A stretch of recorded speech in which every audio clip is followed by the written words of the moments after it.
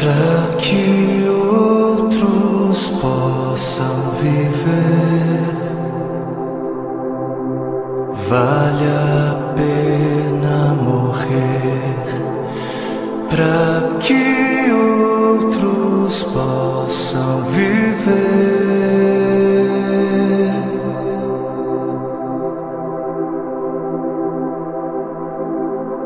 Para que outros possam sorrir. Vale a pena chorar para que outros possam viver.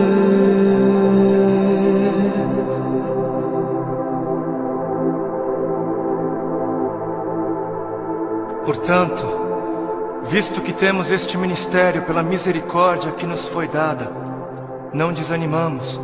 Antes, renunciamos aos procedimentos secretos e vergonhosos, não usamos de engano, nem adulteramos a palavra de Deus. Ao contrário, mediante a clara exposição da verdade, recomendamo-nos à consciência de todos diante de Deus. Pois não pregamos a nós mesmos, mas a Jesus Cristo, o Senhor, e a nós como escravos de vocês por causa de Jesus. De todos os lados somos pressionados, mas não desanimamos. Ficamos perplexos, mas não desesperados. Somos perseguidos, mas não abandonados. Abatidos, mas não destruídos. Trazemos sempre em nosso corpo o morrer de Jesus, para que a vida de Jesus também seja revelada em nós. Pois nós que estamos vivos, somos sempre entregues à morte por amor a Jesus, para que a sua vida também se manifeste em nosso corpo, de modo que em nós atua a morte, mas em vocês a vida. Por isso não desanimamos, embora exteriormente estejamos a desgastar-nos, interiormente estamos sendo renovados dia após dia, pois os nossos sofrimentos leves e momentâneos estão produzindo para nós uma glória eterna que pesa mais do que todos eles. Assim, fixamos os olhos não naquilo que se vê, mas no que não se vê, pois o que se vê é transitório, é passageiro, mas o que não se vê é eterno. Para que outros possam viver, vale a pena morrer. E nas palavras de 2 Coríntios capítulo 4 que nós acabamos de ler, para que outros possam viver, não apenas vale a pena morrer, como deve-se morrer. Deve-se. Para que outros possam viver, deve-se. É necessário morrer. É necessário morrer para que haja vida. Trazendo sempre em nosso corpo o morrer de Jesus, para que a vida de Jesus também seja revelada em nosso corpo. Pois nós que estamos vivos, somos sempre entregues à morte por amor a Jesus, para que a sua vida também se manifeste em nós, de modo que em nós atua a morte, para que em vocês, para que em outros atue a vida.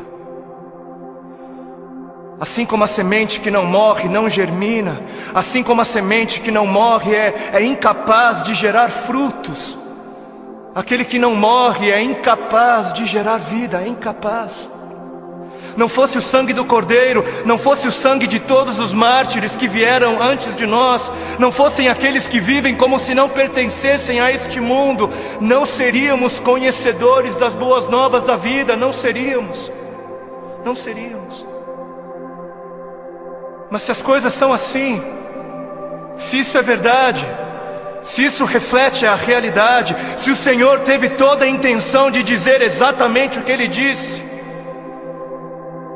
por que é então que não morremos?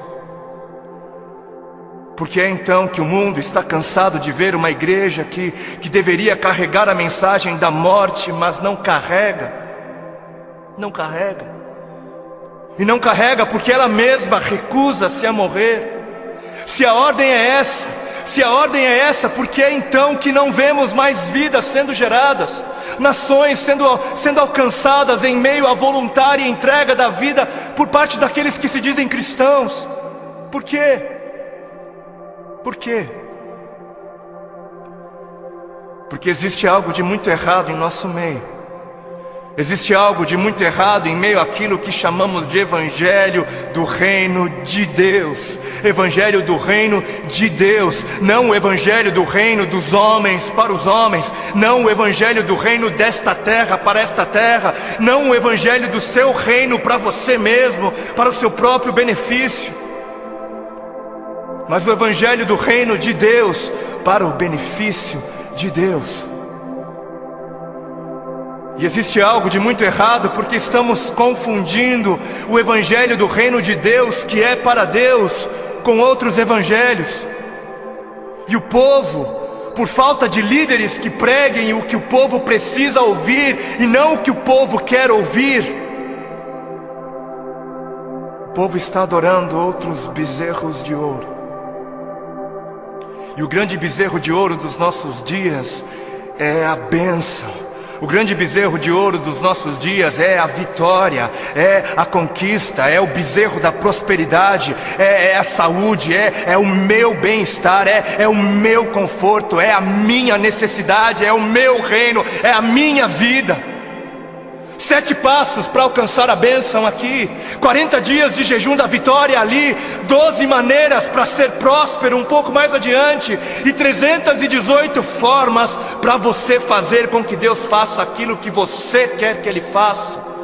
Não importa se Ele queira fazer ou não, porque afinal o modelo de Jesus, não seja feita a minha vontade, mas a sua, serve para Jesus, serve para o Filho de Deus, não serve para mim, não serve para a igreja. Quantos já foram a alguma campanha que dizia: campanha do negue-se a si mesmo, campanha dos 3 passos para morrer, ou a campanha das 7 maneiras de amar ao seu próximo como a si mesmo, campanha de 40 dias de jejum para que eu possa carregar a minha cruz? Não? Nunca foi? Por que não? Ora, porque não é isso que é importante. Não é isso. Porque o importante é eu ter o carro do ano. Porque o importante é eu ser abençoado. O importante é eu mostrar o quão abençoado sou. Preciso mostrar. Eu preciso mostrar. Porque afinal de contas, se ando de carro importado, é porque Deus me deu, né? Deus me deu. Porque é muito óbvio que Deus está muito mais preocupado com o meu ego. Eu sou tão espiritual e abençoado que é muito óbvio para mim, e é muito óbvio só para mim, que Deus está mais preocupado em colocar dinheiro nas minhas mãos para que eu possa comprar coisas caras e tolas, do que está preocupado em colocar recursos sob os meus cuidados para que eu possa de alguma maneira aliviar a dor dos aflitos. Porque Deus é tão bom para mim, Deus é tão sábio, Ele é tão misericordioso, que Ele prefere que eu compre para mim o meu 100º par de sapatos. Ele prefere, Ele prefere que eu faça isso mais do que prefere que eu compre algumas marmitas para dar de comer às crianças de rua. Porque o importante é eu encher o meu celeiro até onde der. O importante é o meu reino, é a minha justiça. Eu trabalhei, eu suei. Não foi Deus quem me deu, não foi Deus quem me abençoou, não foi eu quem ganhei. É justo, eu trabalhei, é meu. Porque o importante é eu viver como se não houvesse morte. E Deus que me livre de pensar em morte. Coisa negativa não é de Deus. O importante é eu viver como se não houvesse morte, para que quando a minha hora chegar, eu venha morrer como alguém que nunca quis viver. Porque está escrito na palavra de Deus em Marcos, no capítulo 8 e Mateus 16. Então Jesus começou a ensinar-lhes que era necessário que o Filho do Homem sofresse muitas coisas e fosse rejeitado pelos líderes religiosos, pelos chefes dos sacerdotes e pelos mestres da lei, fosse morto e 3 dias depois ressuscitasse. Ele falou claramente a esse respeito. Então Pedro chamando-o à parte, começou a repreendê-lo. Vejam como desde o início a igreja se escandalizou com a mensagem da morte. Jesus, porém, voltou-se, olhou para os seus discípulos e repreendeu Pedro, dizendo: arreda, Satanás, você não pensa nas coisas de Deus, mas nas coisas dos homens. Você não está de olho no reino de Deus, mas está de olho no reino dos homens. Então ele chamou a multidão e os discípulos e disse: se alguém quer vir após mim, negue-se a si mesmo, tome a sua cruz e siga-me. Se quiser, se alguém quiser. Porquanto quem quiser salvar a sua vida, perdê-la-á. Mas quem perder a vida por minha causa, achá-la-á. Pois o que aproveitará o homem se ganhar o mundo inteiro e perder a sua alma? Ou o que dará o homem em troca da sua alma? Porque o Filho do Homem, o Filho de Deus, há de vir na glória de seu Pai. Ele há de voltar com os seus anjos, e então retribuirá a cada um conforme as suas obras.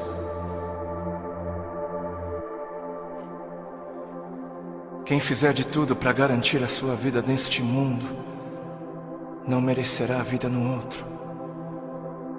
E quem fizer de tudo para garantir a sua vida no outro mundo, perderá a sua vida neste. Perderá o controle da sua vida neste mundo. Quem viver de olho nos tesouros deste mundo, receberá somente aquilo que este mundo é capaz de dar. Mas quem viver com os olhos fixos no tesouro eterno, este receberá, este haverá de receber aquilo que a eternidade tem para dar.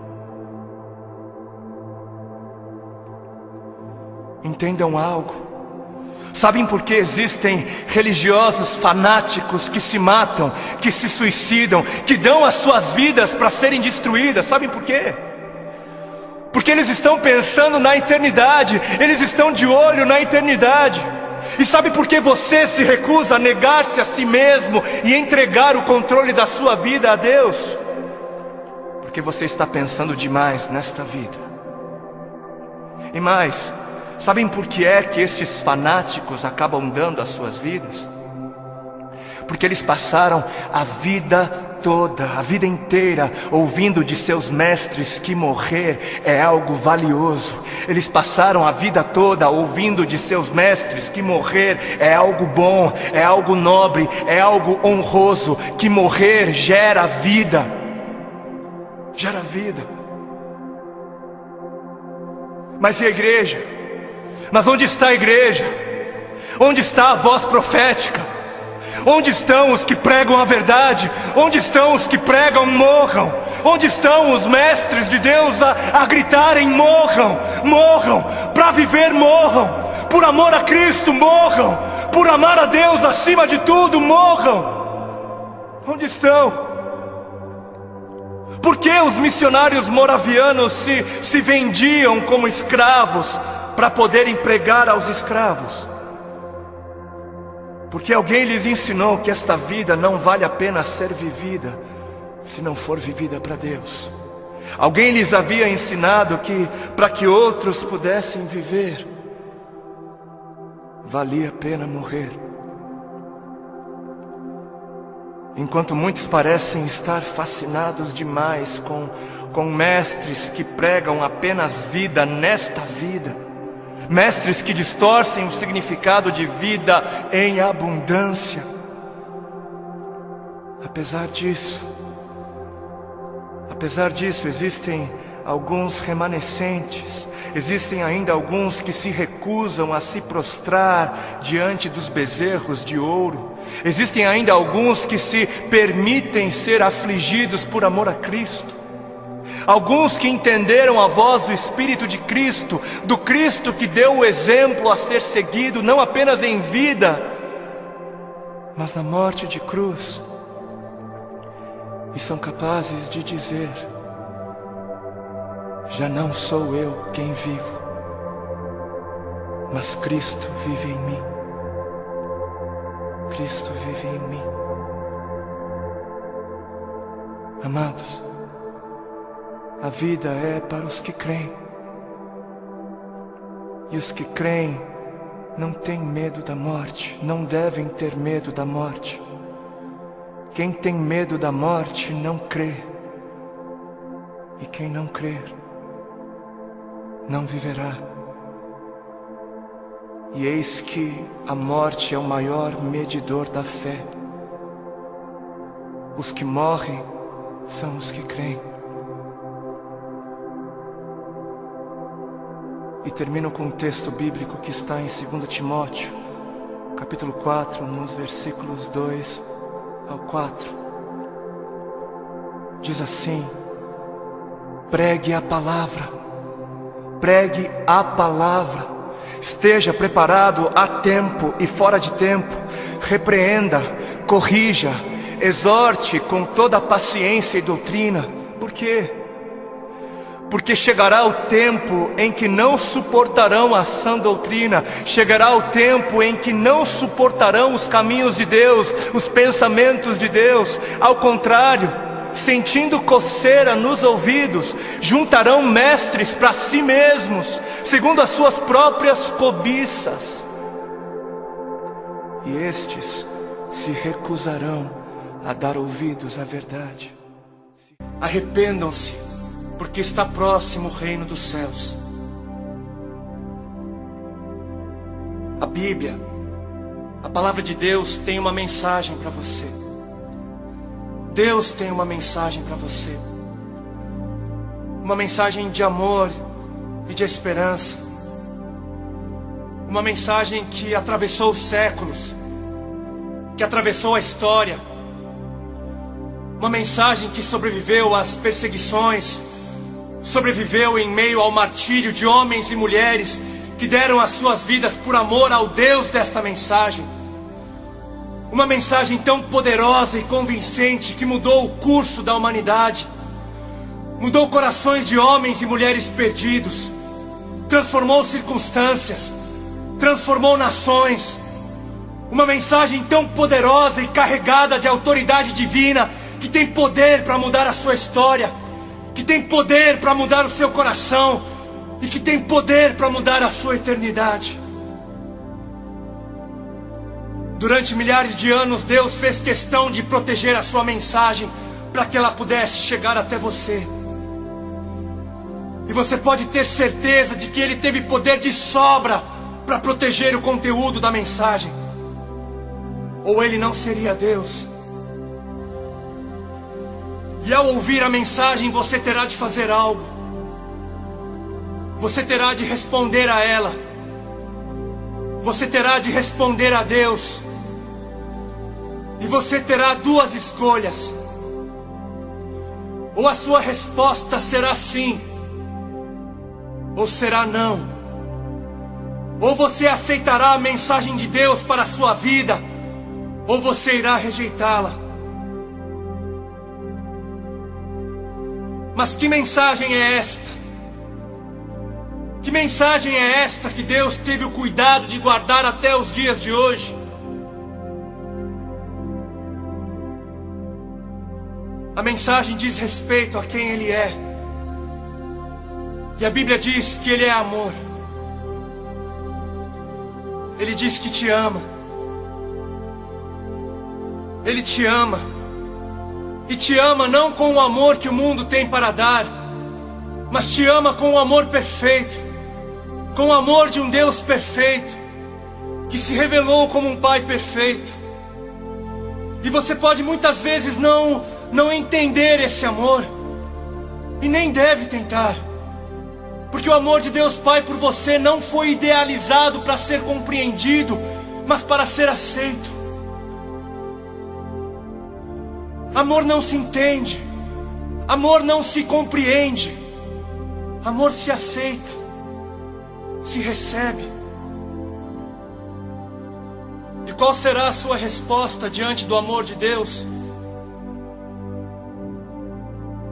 No trecho que acabamos de ler, você vai perceber traços desse amor divino. O povo que jazia em trevas, o povo que estava morto em trevas, viu grande luz, viu o grandioso brilho da sua luz. Mas você pode perguntar: o que tem a ver as trevas comigo? E a resposta é que a Bíblia diz que todos pecaram. E a resposta é que a Bíblia diz que todos somos pecadores. E a Bíblia diz que não há um justo sequer. E que os nossos atos de justiça são como trapos imundos que refletem apenas o nosso interior pecaminoso. E se você parar para pensar, se você realmente olhar para dentro de você, você vai ver que tudo isso é verdade. Você vai perceber que será impossível se achegar à presença de Deus um dia e dizer a Ele: mas eu não tenho pecado. Eu sou uma pessoa tão boa, tão pura. Eu nunca fiz mal a ninguém. Eu nunca pequei. E a Bíblia diz mais. Ela diz que o pagamento pelo pecado é a morte. A morte. E por isso nada do que você possa fazer poderá apagar os seus pecados. Nada. As suas boas ações não têm poder para apagar os seus pecados. O não fazer mal a ninguém não tem poder para apagar os seus muitos pecados. Porque o pecado é mortal. Apenas a morte é pagamento válido. Somente a morte. Mas a morte de qualquer um também não tem poder para apagar pecados. Apenas a morte de um justo teria poder para purificar a injustiça do pecador. E foi por isso que Jesus teve que morrer. Aquele que era justo, o único que fora justo, que não tinha pecado em si mesmo, morreu, para que na sua morte o pecador encontrasse vida. E se você é uma dessas pessoas que pensa que o pecado é algo insignificante, se você é um desses que pensa que Deus não se importa, que Ele entende o pecado, você precisa ler a Bíblia e ver que foi Deus quem deu o seu próprio Filho para morrer na cruz do Calvário.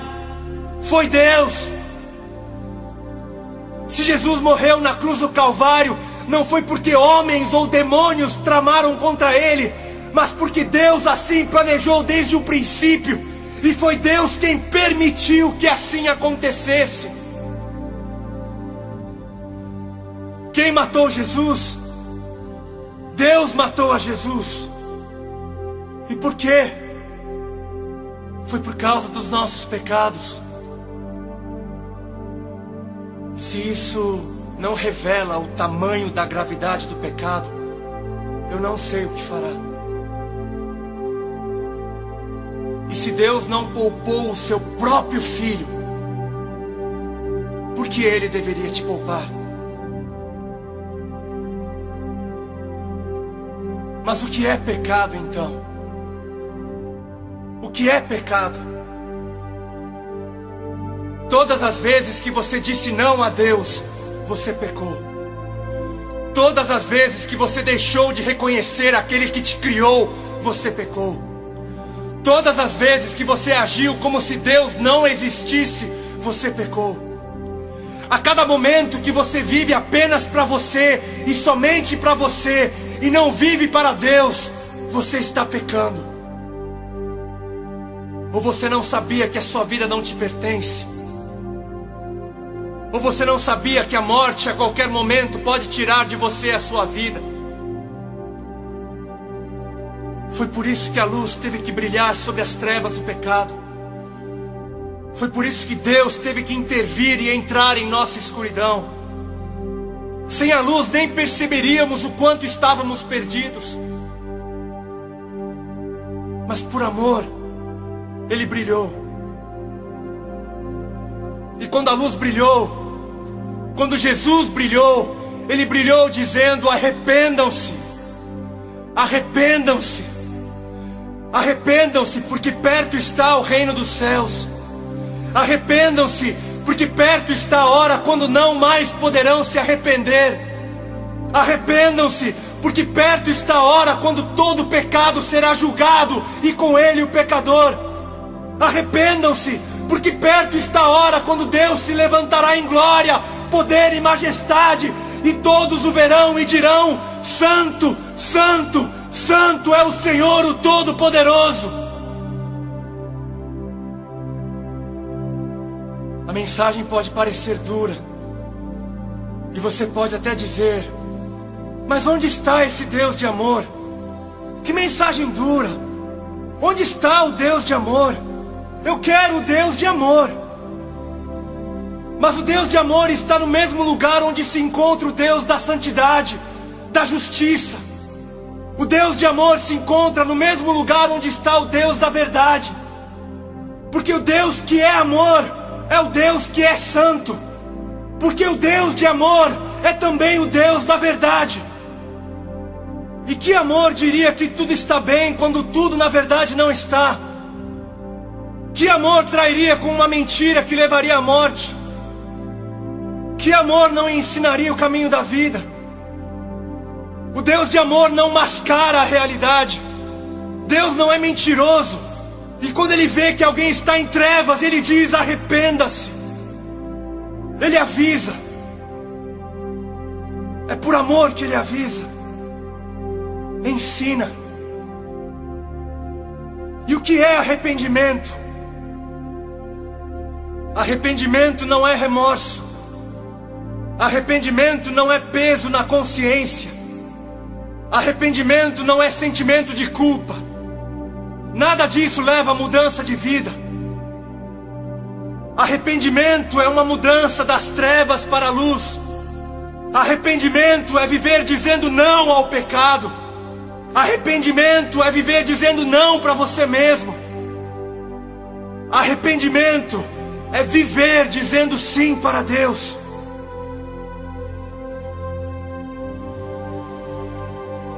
Assim como foi dito no início, você deve responder à mensagem de Deus. Sim ou não. Se você acredita que a mensagem é muito dura, onde você vai encontrar alguém que tenha palavras de vida eterna? Eu sinto muito, mas é você quem deve se converter à palavra de Deus, e não Deus se converter a você. Mas Ele é bom. Ele é bom. Jesus começou a brilhar dizendo: arrependam-se. Não porque desejava ser um estraga-prazer, mas porque Ele tinha algo melhor. Porque depois Ele iria dizer que perto estava o reino dos céus. Jesus começou dizendo: arrependam-se, porque depois Ele iria dizer: vinde a mim, todos vocês que estão cansados, e eu darei alívio. Jesus começou dizendo: arrependam-se, porque depois Ele iria dizer: eu enxugarei todas as suas lágrimas, e você nunca mais terá de chorar. Jesus começou dizendo: arrependam-se, porque depois Ele iria dizer que aos que dissessem sim, Ele daria a coroa da vida.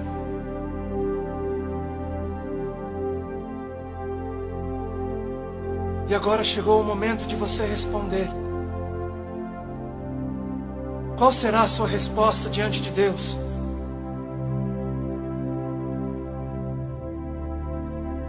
Quando alguém reconhece o seu pecado, quando alguém reconhece que não é tão bom assim, então este alguém está a um passo de ter um encontro com o Senhor. E quando alguém que pensava ser tão indigno, quando alguém que acreditava que o seu pecado era tão grande e imperdoável, mas encontra na cruz um poder muito maior, mas encontra na cruz o amor de Deus, este alguém também está a um passo de ter um encontro com o Senhor. Se você é este alguém, venha para o Senhor. Ele vai te aceitar. Se você compreendeu, se você quer dizer sim a Deus, então venha. Arrependa-se e passe a viver dizendo sim a Deus. arrependa-se e busque saber o que Deus tem a dizer em sua palavra. Arrependa-se e passe a viver junto com aqueles que disseram sim ao Senhor. Deus te abençoe.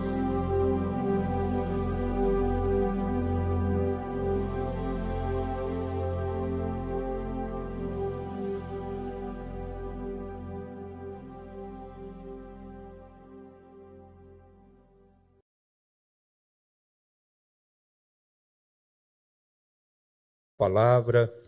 Querido Espírito Santo, venha trabalhar, Senhor, na nossa mente, no nosso coração, dando, Senhor Jesus, um ambiente apropriado, um coração sensível, um coração desejoso de receber a Tua palavra. Esteja conosco, Senhor, em nome de Jesus. Amém. Obrigado, irmãos. Nós queremos, em primeiro lugar, agradecer ao pastor Moisés por ter, de forma muito gentil, nos convidado para estar fazendo parte da equipe aí de professores. Isso é maravilhoso, isso nos constrange, né? Isso faz nós estreitar os vínculos, né? Estreitar mais as amizades aí de longos anos. Não é bom nem falar quanto tempo de amizade, porque senão eles vão dizer que nós temos problema de DNA, data de nascimento antiga. Então é melhor deixar assim, pastor.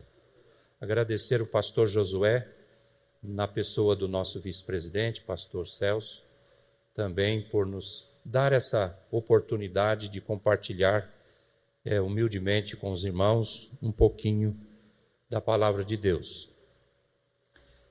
É um privilégio, e privilégio sempre vem acompanhado com responsabilidades, né? E a gente se sente muito responsável por ocupar este lugar e ocupar o tempo que a gente sabe que tem pessoas de conhecimento muito mais amplo, mas nós vamos aprendendo um com o outro aqui nesta tarde, né? Para nós é prazeroso estar aqui junto com autoridades teológicas, né? Autoridades aí da palavra de Deus. Falo do pastor Elianai, né? Dispensa qualquer apresentação, comentário. Pastor Marciano também. É uma alegria estar com os nossos irmãos. Queridos, foi-me proposto uma reflexão nesta tarde sobre um assunto que não ouvimos com muita frequência em nossos dias. Eu já estou aí há alguns anos nessa lida no Ministério de Ensino e confesso aos irmãos que não consigo lembrar de alguém falando a respeito deste assunto do período intertestamentário. E acrescido ainda de maior dificuldade é falar da operação do Espírito Santo nesse período. Então foi desafiador, muito desafiador. Mas a gente vai usar o tempo aqui refletindo com os irmãos, falando com os irmãos aquilo que o Senhor nos permitiu alcançar. Nós não vamos fazer uma exegese daquilo que nós lemos aqui no Salmo 74, é apenas para abrir aqui nosso período de fala, mas os entendidos aí, os irmãos que têm curiosidade bíblica, perceberam que o texto fala de silêncio profético. Fala de um tempo que Deus deixou de falar através do ministério profético. A gente sabe das implicações teológicas que tem o Salmo 74, mas eu uso apenas como introdução, e nós vamos falar de um tempo, vamos falar de um período que é caracterizado dentro da história bíblica como um período que não houve profecias, não houve escritos, não teve profeta literalmente falando e exercesse o seu ministério e transcrevesse tudo que ele profetizou. Foi um período realmente negro, um período de silêncio profético. como que nós vamos entender a ação do Espírito de Deus dentro deste período? Como que nós vamos compreender isso? Nós tivemos que estudar as profecias, e nós temos poucas referências na Bíblia, nós temos poucos profetas que Deus usou para prevenir o povo a respeito deste período. E nós vamos embarcar em 200 anos antes do período intertestamentário, e nós vamos nos apropriar aqui de algumas expressões do profeta Daniel, algumas profecias do profeta Daniel, porque é o único registro que nós temos, com exceção da profecia de Ageu, mas Ageu não são contemporâneos, tem alguma referência a respeito desse período, por inferência, mas vamos fazer o feijão com arroz. Vamos fazer o feijão com arroz. Vamos ficar só no livro de Daniel. Eu considero que nós vamos se dar melhor. Se dar melhor. Eu acho que a palavra é essa, se dar melhor. Então nós queremos considerar com os irmãos, em primeira mão, que antigamente que eu falo é antigamente mesmo, e a gente olhava para a Bíblia e tinha ali algumas páginas em branco separando o Velho Testamento do Novo. E eu sou de um tempo que a gente era instigado a pensar que aquelas páginas brancas representavam os 4 séculos de silêncio profético. Silêncio profético. Não houve escritos, não houve palavra verbalizada ou escrita, melhor dizendo, a respeito do que Deus estava falando. Essa expressão, assim diz o Senhor, nesse tempo não se ouvia, nesse tempo não se ouve. Então nós precisamos desmistificar um pouco esta ideia, porque essas páginas brancas no meio da Bíblia, se é que a tua ainda tem, é só por uma questão de gráfica, é uma questão de impressão. Tanto é que isso ao longo do tempo foi corrigido, foi modernizando as impressões, as gráficas, e hoje, com a economia do papel aí, tiraram as páginas brancas do intervalo do Velho para o Novo Testamento. Mas o fato de tirar estas páginas também não desapareceu da história os 4 séculos de silêncio.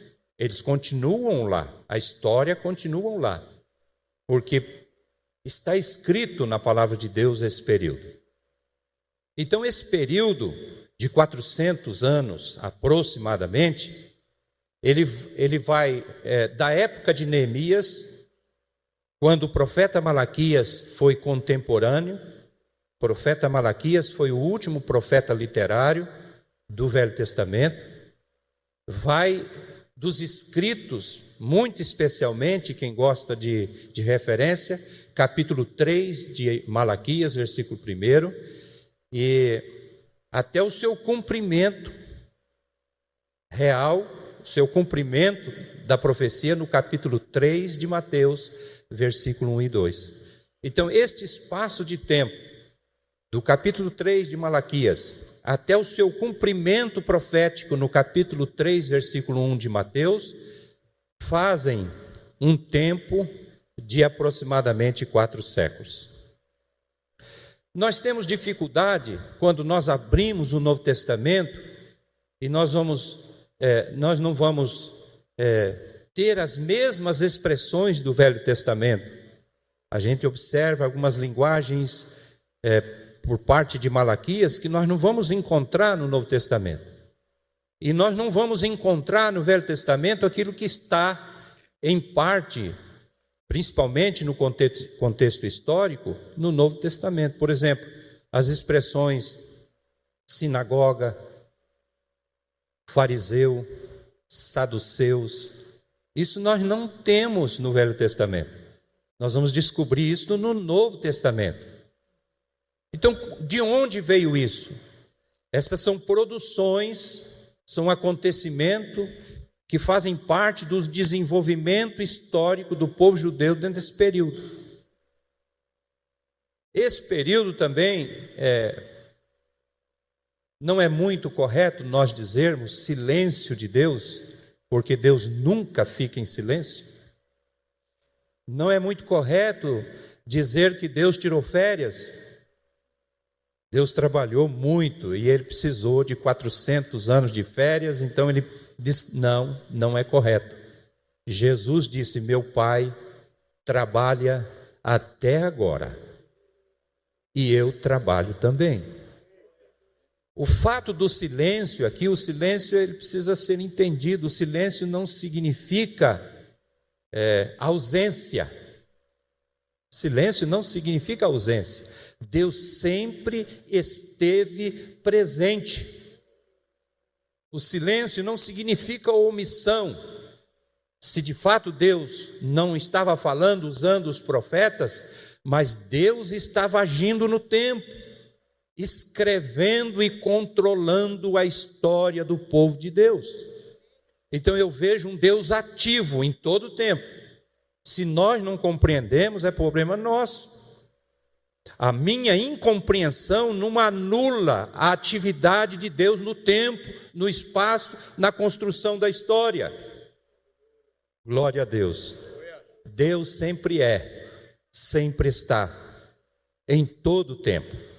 Então, essa questão do período intertestamentário precisa ser considerada com muito carinho, e não é em 50 minutos que a gente vai desenhar tudo, porque são 400 anos de história do povo de Israel.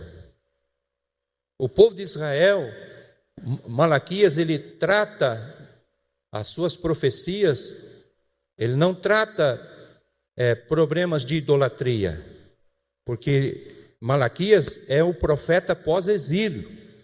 E o povo de Deus vem do exílio dos 70 anos absolutamente curado da idolatria.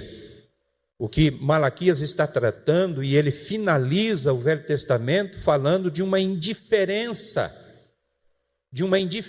do povo muito grande, uma letargia espiritual, uma acomodação muito grande, a substituição daquilo que era prioridade por aquilo que era periférico. Está muito bem construído no livro do profeta Malaquias. E ele anuncia um tempo de juízo, mas também termina dizendo um tempo de restauração. E quando Malaquias termina a sua profecia, se instala então o período que nós queremos falar sobre a figura do Espírito Santo, que é os 400 anos de silêncio profético. Tem alguém aí? Falar depois do almoço com um calor desse, eu precisaria que o pastor Moisés arrumasse umas vestes sacerdotais cheias de sino. E aí a gente vai para lá, vem para cá e ninguém dorme, né? Mas se tiver alguém cochilando aí do teu lado, use o cotovelo santo. E faz ele assim acordar, né? Por favor, estou brincando, irmão. Não vai quebrar a costela de ninguém aí. Então nós temos nesse período uma parte significativa da história do povo de Deus. A história do povo de Deus não paralisou, a história continuou. A profecia, ela teve um tempo de paralisação, parou ali, mas a história continuou. E quem é que escreve a história? Quem é que controla a história? Deus sempre é aquele que controla todas as coisas. Nosso Deus sempre controla todas as coisas. E Ele tem a figura do Espírito Santo agindo também neste tempo. Pastor, mas e como é que nós vamos pensar aí a figura do Espírito Santo agindo nesse tempo? Se nós temos um silêncio, como alguns dizem, silêncio de Deus, se não houve a profecia escrita neste tempo, estes muitos anos que Deus não precisou levantar nenhum profeta. Na verdade, os profetas eram Deus que levantava. Neste tempo, Deus não levantou nenhum. Por quê? Eu entendo que não houve necessidade. Depois meus mestres aí nos corrijam. Não houve necessidade. Por quê? Porque Deus já tinha dito. Deus já tinha falado. Deus falou 200 anos antes de se instalar o período interbíblico. O exercício do ministério profético de Daniel, ele se dá 200 anos antes. E ele vai desenhando isso. Vamos pensar junto, vamos ler aqui um texto da palavra de Deus, no capítulo 2 de Daniel, versículo 27 e 28. Daniel, capítulo 2, versículo 27 e 28. Respondeu Daniel na presença do rei e disse: o mistério que o rei exige, nem encantadores, nem magos, nem astrólogos o podem revelar ao rei, mas há um Deus no céu, o qual revela os mistérios, pois fez saber ao rei Nabucodonosor o que há de ser nos últimos dias. Esta palavra de Daniel, esta profecia de Daniel, está falando daquela grande estátua. Aquela grande estátua dividida, seccionada, as partes daquela estátua, por épocas, por períodos, por impérios. E a interpretação que Deus revela a Daniel e diz ao rei, era exatamente para esse período.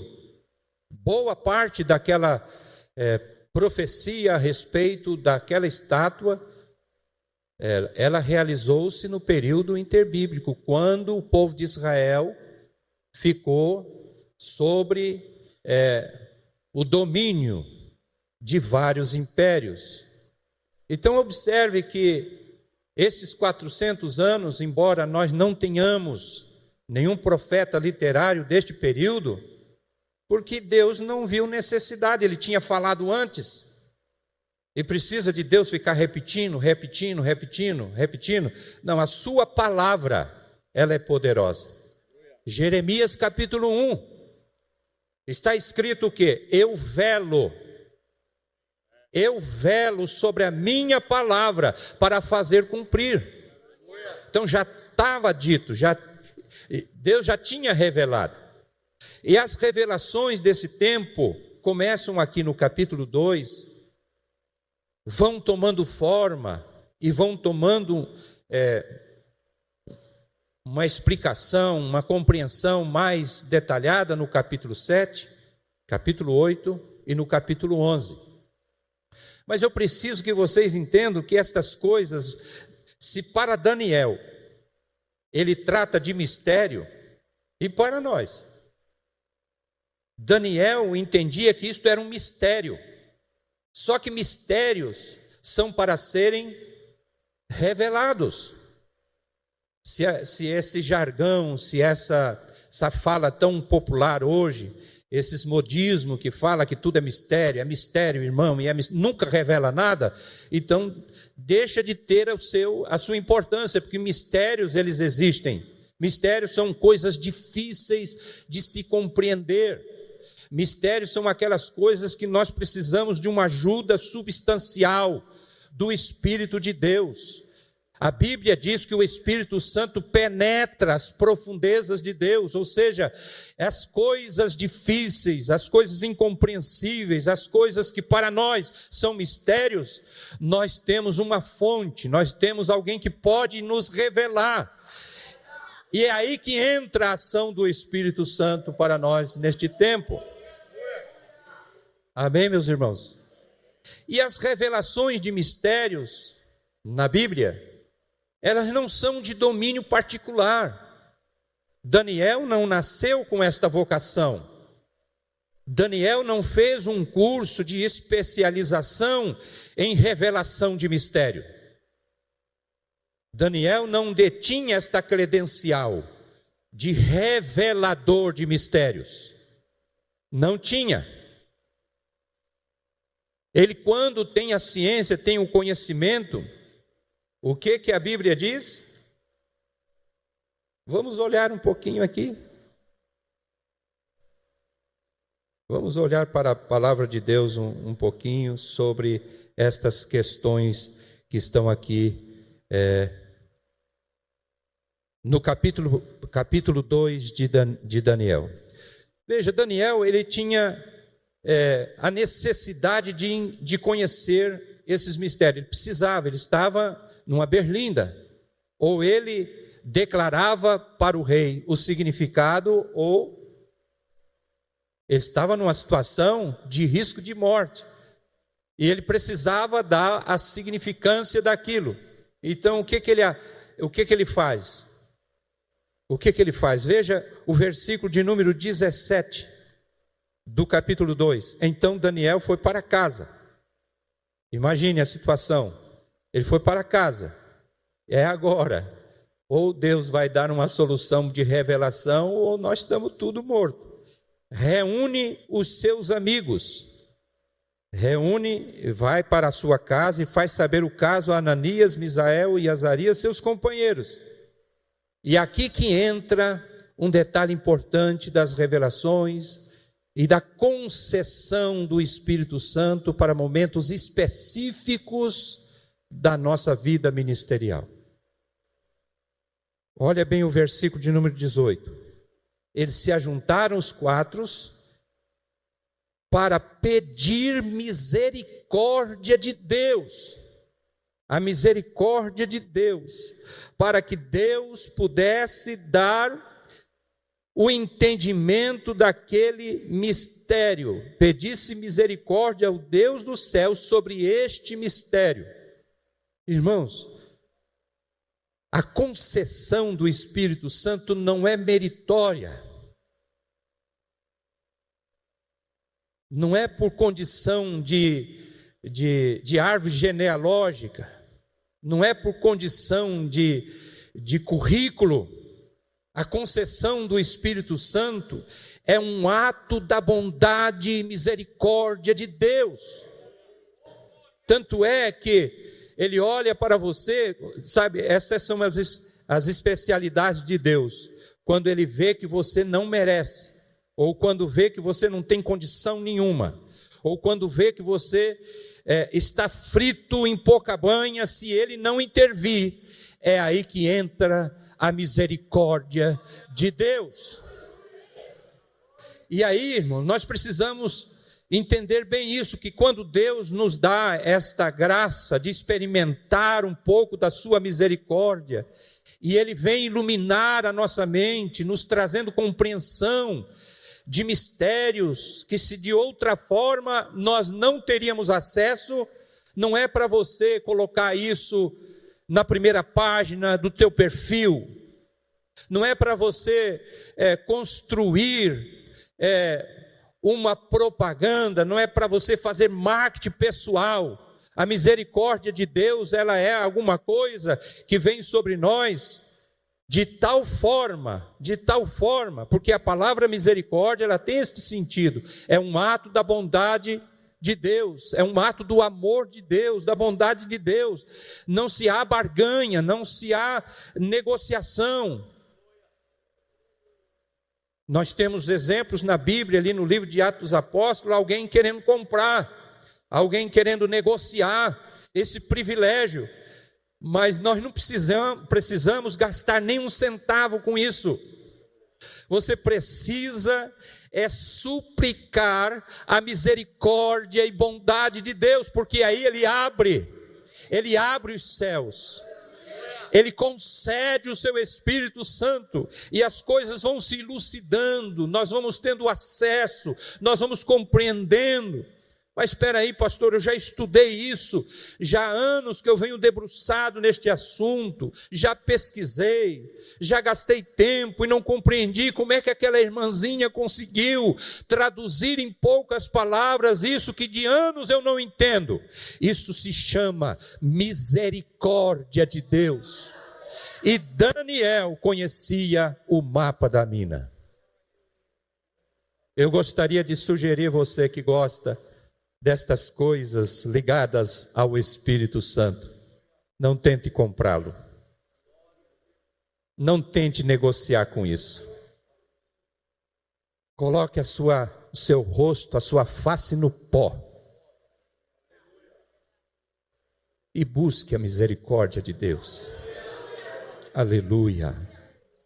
Queridos irmãos, posto isso, nós precisamos ver que o Espírito Santo, ele age desde o início, revelando os mistérios a Daniel.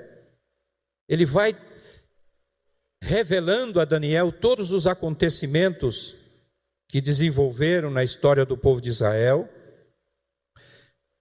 desde Malaquias até Mateus, mas são fatos importantes, porque o conhecimento desse contexto histórico dentro do período intertestamentário, nós vamos compreender que Deus, através do seu Espírito Santo, estava preparando o cenário, preparando o mundo, preparando a cultura, preparando línguas, preparando o ambiente apropriado para a vinda do Messias. O Espírito Santo sempre esteve agindo na história, preparando o ambiente para a vinda do Messias. Nós temos dentro desse período,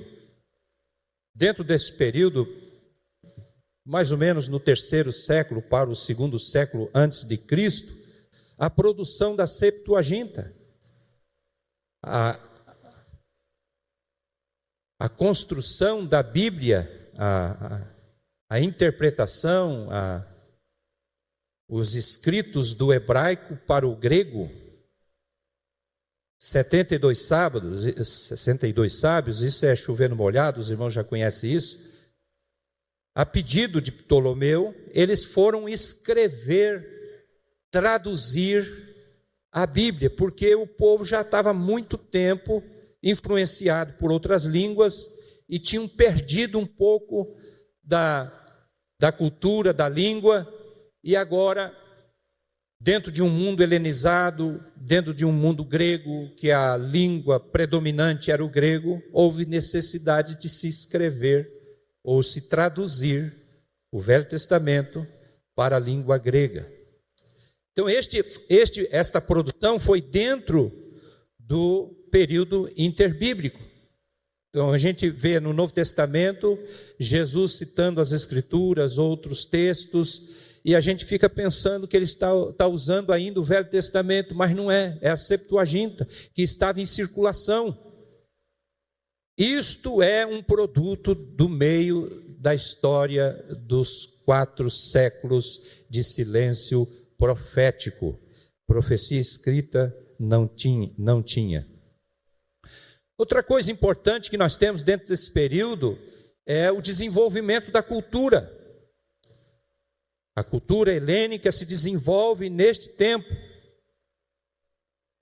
Quando os romanos eles começam o seu império, e foi dentro do Império Romano que Jesus vem, que se cumpre as Escrituras, a língua falada era o grego. Então veja que todos os detalhes estão sendo construídos e nós vemos ali a mão de Deus regendo a história e o seu Espírito Santo agindo também neste tempo. Nós vamos perceber que o povo judeu, eles estão sob dominação dos vários impérios. Nós temos 4 impérios que são descritos no capítulo 2 de Daniel.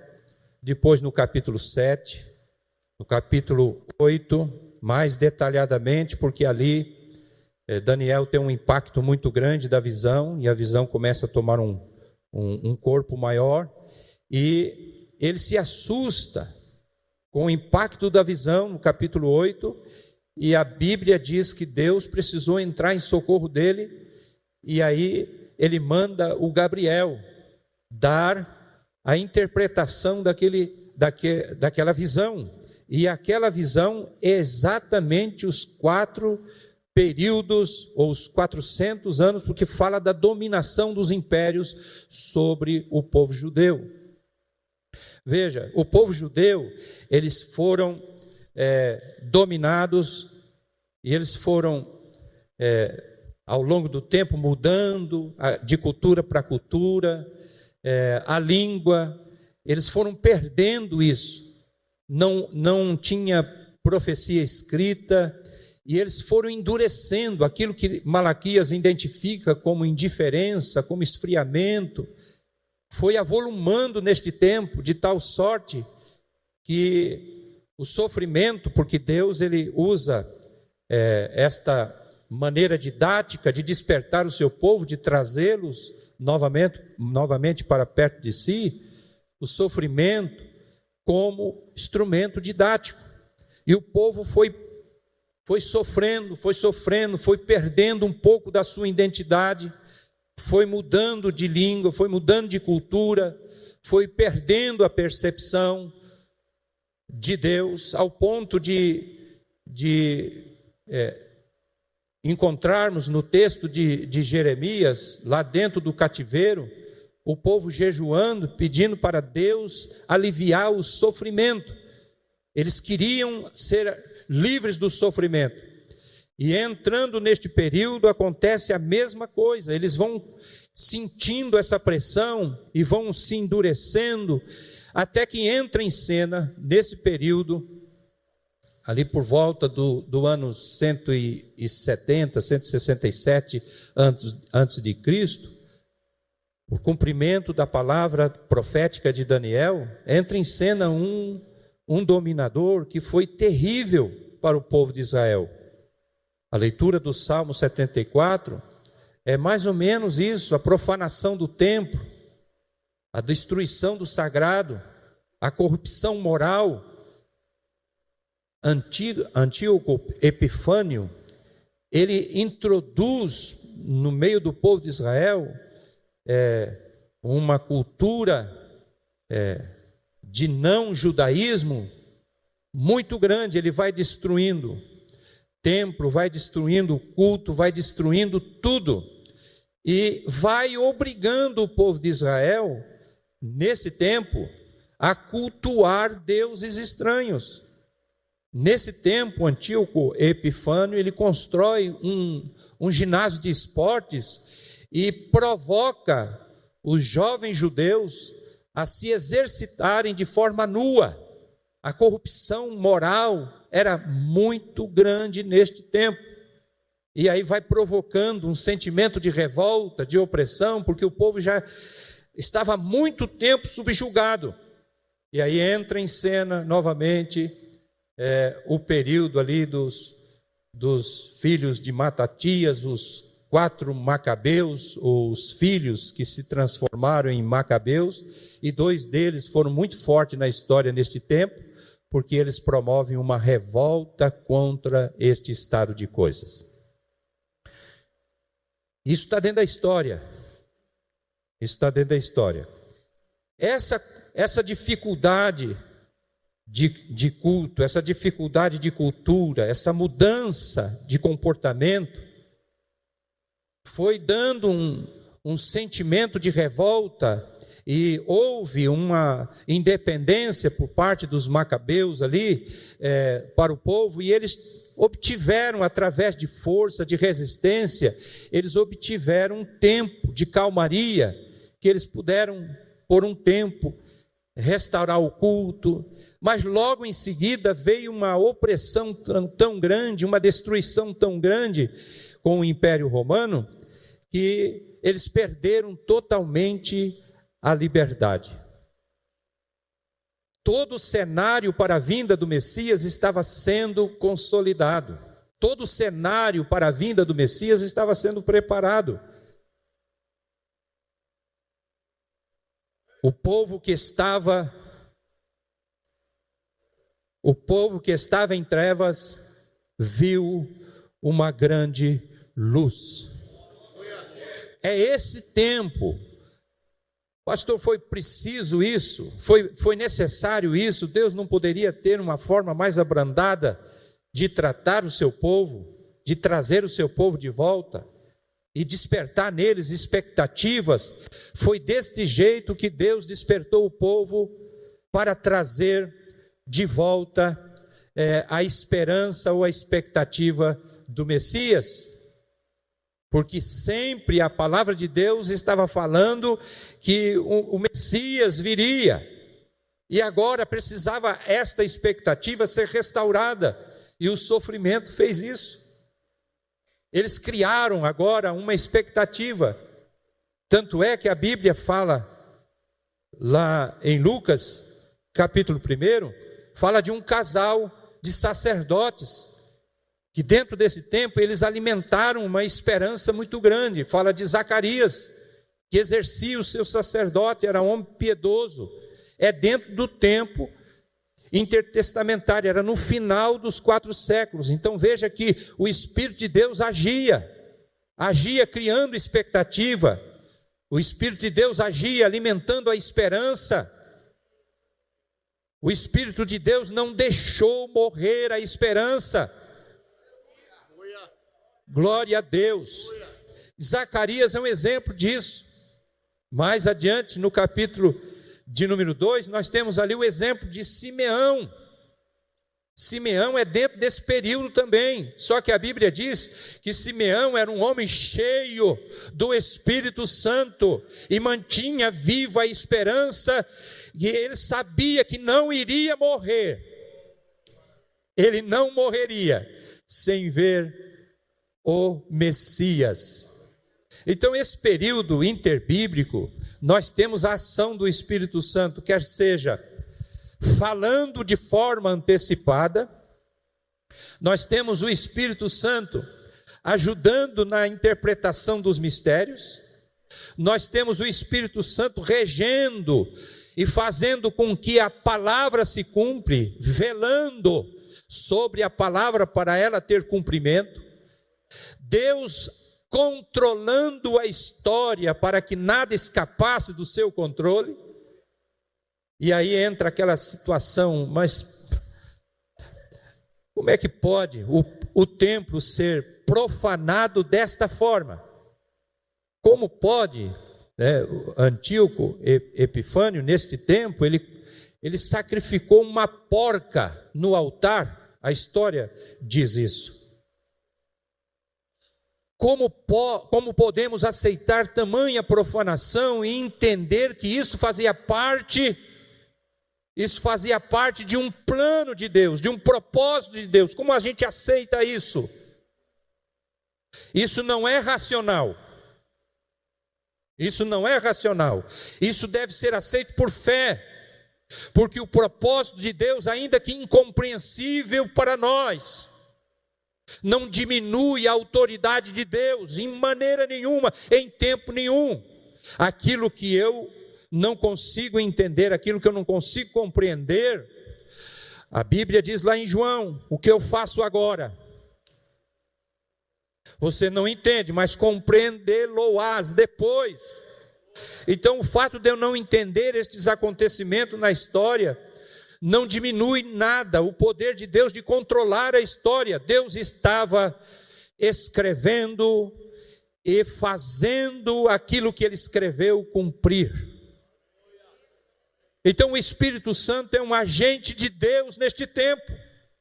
O Espírito de Deus estava presente desde antes. O Espírito de Deus estava desde antes na vida de Daniel, revelando os mistérios por misericórdia. O Espírito de Deus estava durante, porque ele estava regendo, controlando. E o Espírito de Deus estava ainda presente no finalzinho, E no finalzinho deste período nós vamos perceber que a esperança, a expectativa ainda estava viva no coração deles. Eu aproveito para fazer aqui uma aplicação bem simples. Bem simples. Vale a pena esperar. Vale a pena confiar. Mas pastor, o senhor não conhece a minha história. O senhor não sabe que período negro eu estou vivendo. Vale a pena confiarmos que o Espírito de Deus, ele vai nos fazer entender. Vai chegar um momento da nossa história que as coisas vão clarear. As coisas vão ficar muito claras para nós. Eu creio desta forma. O Espírito de Deus não trabalha assim, te enganando. O Espírito de Deus não engana ninguém. Você pode não estar entendendo agora, mas confia. Confia, Ele vai revelar de alguma forma. Então nós temos, nestes períodos todos, o Espírito Santo atuando na história. Escrevendo a história, dando interpretação da história, e no meio de sofrimento, não deixando que a esperança e a expectativa do Messias morresse. Glória a Deus. Que Deus abençoe a cada um de nós nesta tarde, e que a gente aproveite para aplicar essa parte da história bíblica tão difícil da gente penetrar nela, de entrar. Aproveite esses minutos que nós ouvimos que o Espírito Santo sempre está atuando. Sempre está atuando. Porque a gente pode contextualizar, né? A gente pode colocar a nossa história aí, porque nós temos essa tendência humana de achar que a nossa história sempre é mais difícil que a do outro, né? Não é assim? A gente, quando ouve alguém falando a sua história, a gente fica se coçando para falar a nossa, achando que a nossa é sempre a mais difícil. Mas entenda o propósito de Deus. Para o povo de Israel, aquele tempo serviu de preparação para a primeira vinda do Senhor. Aquele tempo negro, aquele tempo de dificuldade, aquele tempo de sofrimento, aquele tempo de dominação dos impérios, serviu para construir neles uma expectativa viva, que o Messias viria em socorro deles. Queridos, vamos contextualizar, nós não estamos muito longe, nós estamos vivendo um período negro. Estão tentando reescrever a Bíblia, redefinir a nossa religião, estão querendo sufocar e destruir, enterrar a nossa fé, destruir aquilo que nós construímos ao longo do tempo com experiências com Deus. Estão do nosso lado, de um lado, do outro. Todos os lugares que nós vamos estão tentando destruir a nossa cultura, a nossa fala, a nossa língua. Estão querendo diminuir a nossa pregação, mas tudo faz parte de um propósito. Nós estamos sendo preparados porque Paulo já disse, mais um poucochinho de tempo. O que há de vir virá e não tardará. Todo este cenário que nós estamos dentro dele fazem parte de uma preparação para qualquer momento nós sendo arrebatados, fazendo parte deste trabalho que o Espírito Santo está preparando a igreja para o arrebatamento. Que Deus abençoe a cada um de nós, que Deus nos dê graça para vivermos estas expectativas. Que Deus abençoe a cada um dos irmãos. Nós agradecemos, pastor Moisés, por a liberdade. E depois nós vamos dar um presente para o pastor, pelo fato de nos dar a temática mais difícil, né? Depois a gente conversa, né? Mas me abençoa muito, porque aquilo que a gente não conhecia, passamos a conhecer, né? Fiquemos em pé, irmão. É possível tirar proveito de um estudo tão histórico como esse, de um período tão negro, que até para alguns é o período do silêncio de Deus, é possível tirar proveito disso? Eu estou tirando. Eu estou tirando, porque se naquele tempo Deus usou todas as circunstâncias para desenvolver neles a expectativa de que Deus viria em socorro deles, desenvolver neles a expectativa de que o Messias chegaria em socorro deles e veio na primeira vinda, eu digo para os irmãos que nós, nesta tarde, o Senhor nos reuniu para despertar em nós esta esperança viva, esta expectativa, que nós estamos reunidos aqui não é para aprimorar conhecimentos, ainda que isto seja parte da proposta, mas Deus nos reúne para, através destes conhecimentos, alimentar a esperança que em algum coração, quem sabe, já está sufocada, as expectativas que se perderam, e a esperança agora parece que nós vamos ser conforme esta linha aí que nós somos os 144 mil, que nós vamos ficar aqui, o paraíso é aqui na terra. Não, nós precisamos entender que se nós esperamos Jesus somente nesta vida, somos os mais miseráveis. Nossa história não acaba aqui. A nossa história está sendo escrita aqui. Mas se você perseverar até o fim,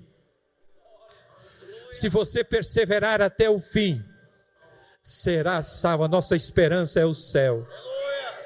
Senhor nosso Deus, em nome de Jesus, nós te adoramos, te louvamos, Senhor, porque nos deste a oportunidade de ouvir tua palavra, nos lembrando, nos despertando a consciência, Senhor, que em qualquer tempo, em qualquer época, em que contexto histórico estivermos, o Senhor está no controle absoluto, o Senhor domina sobre nós, o teu Espírito alimenta e fortalece a nossa esperança no Messias. Senhor, ajuda-nos nesta tarde, ajude a tua igreja reunida a não perder de vista esta bendita esperança, em nome de Jesus, amém.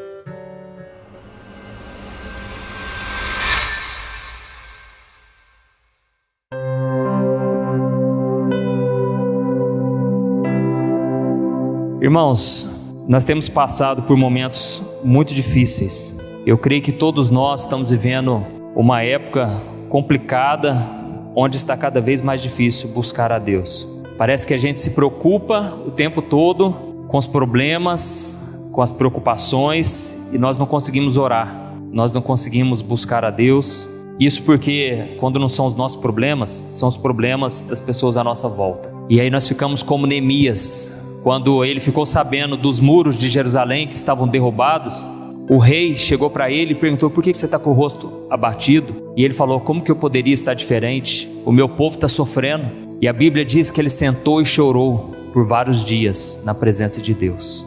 Irmãos, nós estamos vivendo esse tempo onde nós precisamos urgentemente lembrarmos daquele que nos chamou, que nos vocacionou, aquele que nos escolheu. E hoje eu senti de falar sobre o Espírito Santo. Tem uma música que já me fortaleceu muito e me ajudou muito, que é aquela música que fala: o Espírito, o Espírito, que desce como fogo, vem como em Pentecostes e enche-me de novo. Essa música é maravilhosa e eu me lembro que no começo da minha conversão me tocava muito essa música, eu chorava muito ouvindo ela. E muitas vezes nós pensamos assim: o Espírito Santo está lá em cima e ele agora precisa descer na minha vida. Mas teologicamente, quando a gente olha para a Bíblia, a gente entende que o Espírito Santo já desceu e ele não vai partir mais, ele não vai nos deixar mais, ele está dentro de cada cristão, de cada pessoa que entregou sua vida para Jesus. E muitas vezes nós temos essa visão de que o Espírito Santo é um poder, é algo muito distante de nós, e aí a gente sofre porque a gente se sente sozinhos. Então eu quero que você abra comigo lá em João capítulo 14, vamos ler o versículo 15 ao 17. Diz assim: se vocês me amam, obedecerão aos meus mandamentos, e eu pedirei ao Pai, e Ele dará a vocês outro conselheiro para estar com vocês para sempre, o Espírito da verdade. O mundo não pode recebê-lo porque não o vê nem o conhece, mas vocês o conhecem, pois ele vive com vocês e estará em vocês. Amém? Então, irmãos, a pergunta que fica é: será que nós conhecemos o Espírito Santo? Porque Jesus disse aos discípulos: olha, vocês estão me obedecendo, vocês estão andando comigo e vocês podem ficar tranquilos, porque o Espírito Santo, o Conselheiro, ele estará com vocês. Na outra versão diz: o Consolador estará com vocês, o Espírito da verdade. Irmãos, nós podemos saber tudo sobre o Espírito Santo, todas as passagens bíblicas, nós podemos falar sobre ele e ainda assim podemos não conhecê-lo. E como que nós podemos conhecer o Espírito Santo, já que nós não estamos vendo ele? Nós conhecemos através da transformação que ele faz na nossa vida todos os dias. Se a nossa vida não tem sido transformada, significa que nós não estamos dando espaço para o Espírito Santo. E aí, quando a gente pergunta para as pessoas: você já tem o Espírito Santo? Você já recebeu o Espírito Santo? A pessoa fala: já sim, eu entreguei minha vida para Jesus. Já sim, eu oro em línguas. Eu fui batizado com o Espírito Santo. Mas o mais importante, irmãos, não é apenas ter o Espírito Santo, mas é deixar ele governar a nossa vida. Jesus, ele teve sucesso no seu ministério porque ele era guiado pelo Espírito Santo o tempo todo. E Jesus é o exemplo claro de alguém, de um ser humano, porque Jesus veio totalmente em carne, mas é alguém que foi totalmente guiado pelo Espírito Santo. Ele não sabia, muitas vezes, do futuro. Quando os discípulos perguntaram: Jesus, quando é que o Senhor vai voltar? Ele falou: isso compete ao meu Pai que está no céu. Jesus, ele não sabia de muitas coisas, mas o Espírito Santo revestiu ele completamente. E tudo que ele ia fazer, primeiro ele consultava a Deus. Então ele não sabia nem mesmo quem seriam os discípulos, mas a Bíblia diz que ele passou a noite inteira orando e no outro dia ele selecionou os 12. Então ele era totalmente guiado pelo Espírito Santo e por isso havia tanta transformação, tanta mudança. E nós precisamos deixar que ele guie a nossa vida e não tocarmos a nossa vida vivendo na nossa própria força. Você que está aí cansado, sobrecarregado, essa é a resposta que você tem pedido para Deus. Por que está tudo tão difícil? Porque está faltando o Espírito Santo te guiar mais, governar a sua vida. E eu quero que você abra comigo lá em Gálatas capítulo 3, o versículo 2 ao versículo 5. Diz assim: gostaria de saber apenas uma coisa: foi pela prática da lei que vocês receberam o Espírito ou pela fé naquilo que ouviram? Será que vocês são tão insensatos que, tendo começado pelo Espírito, querem agora se aperfeiçoar pelo esforço próprio? Será que foi inútil sofrerem tantas coisas? Se é que foi inútil, aquele que lhes dá o seu Espírito e opera milagres entre vocês, realiza essas coisas pela prática da lei ou pela fé com a qual receberam a palavra? Então aqui, irmãos, o apóstolo Paulo, ele está dizendo o seguinte: olha, vocês começaram bem. Vocês começaram deixando o Espírito Santo guiar a vida de vocês pela fé, porque vocês apenas criam, vocês nem tinham talvez o conhecimento da palavra, mas vocês criam e vocês viam o agir do Espírito Santo. E aqui ele diz: será que agora vocês estão querendo aperfeiçoar pelo esforço próprio? Irmãos, isso é mais comum do que a gente imagina. A gente começa crendo que é pela fé que a gente é salvo, pela fé em Jesus, não é por obras. Mas o tempo vai passando, nós começamos a pensar: mas eu preciso fazer a minha parte. E realmente, a fé sem obras é morta. Mas não é o nosso esforço que vai mudar a nossa vida. Não é querer praticar a Bíblia para sermos aceitos por Deus. Não, nós somos aceitos pela fé. A Bíblia diz: a salvação é pela graça, é um dom gratuito de Deus. Não é pelo nosso esforço próprio. Porque o nosso esforço próprio acaba gerando as obras da carne. E a Bíblia diz que pela carne a gente não consegue agradar a Deus. Então, irmãos, se nós olharmos para o nosso novo nascimento, quando a gente entregou a vida para Jesus, a gente só tinha fé. Nós não tínhamos nada, não tínhamos capacidade alguma de andar com Deus. Pelo contrário, a gente errava mais do que tudo, mas a nossa fé agradava a Deus. E aí Deus operava através do Espírito Santo. A nossa vida era transformada. Então, nós podemos muito bem começar bem pelo Espírito e terminarmos na carne. Podemos começar pelo Espírito e de repente começarmos a agir, tocar a nossa vida por conta própria. E aí começa a vir o quê? O cansaço. Porque a gente quer fazer tudo do nosso jeito. A gente olha para a situação do mundo e a gente pensa: eu preciso ganhar dinheiro. Porque no mundo, não tem como viver nesse mundo sem dinheiro. aí começamos a trabalhar, gastamos noites em claro, tentando arrumar uma forma de ganhar dinheiro.